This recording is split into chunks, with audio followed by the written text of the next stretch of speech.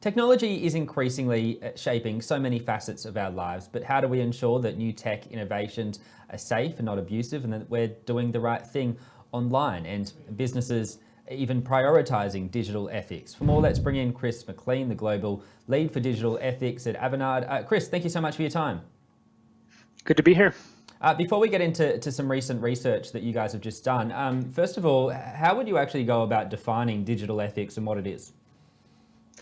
Sure. So it's the application of values and principles systematically throughout the course of digital technology. So from very early conception through design and development and deployment and operation of digital technology.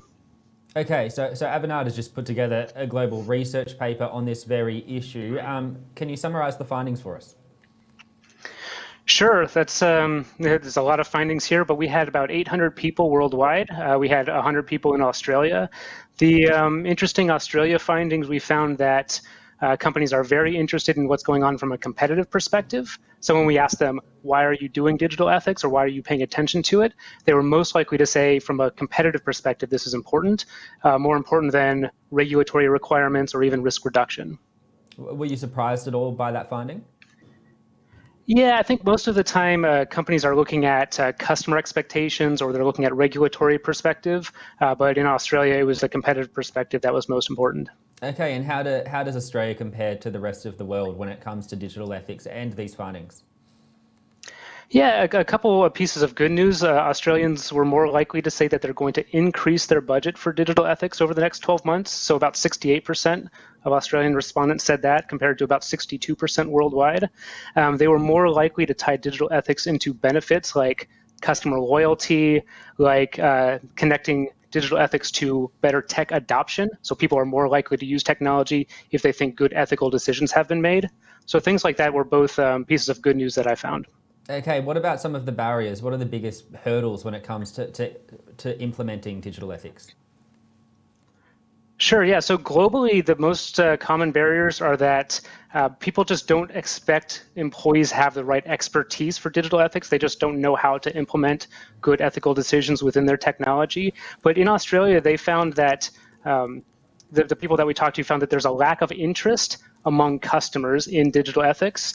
And yeah, that was basically the key barrier was they just don't have enough customer interest to warrant the kind of investment that it takes. Okay, if that's the case, then what's going to motivate businesses to implement good digital ethics and to take it seriously?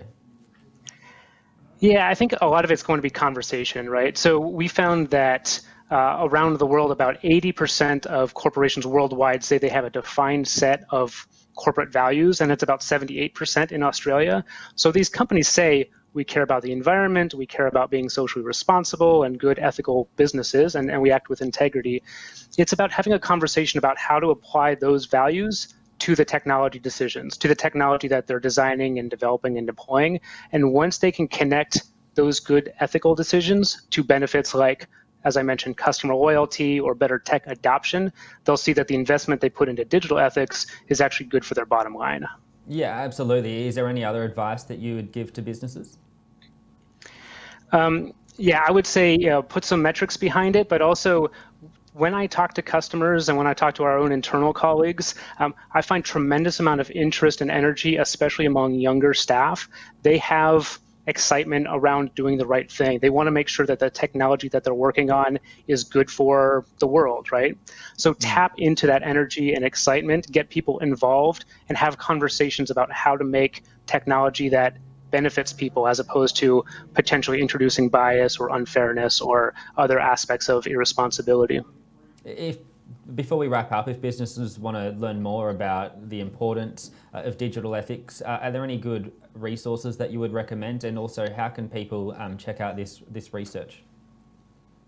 Sure. So yeah, there are a lot of standards out there, especially around things like responsible AI and privacy, but not a great deal of standards around digital ethics. So depending on what you're interested in, I would say reach out to me and I can point you in the right direction.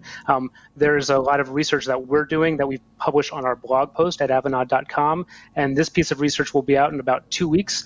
Just find me on LinkedIn and I'll point it to you. Okay, fantastic. Thank you so much for your insights and for your time. Sure thing. Take care.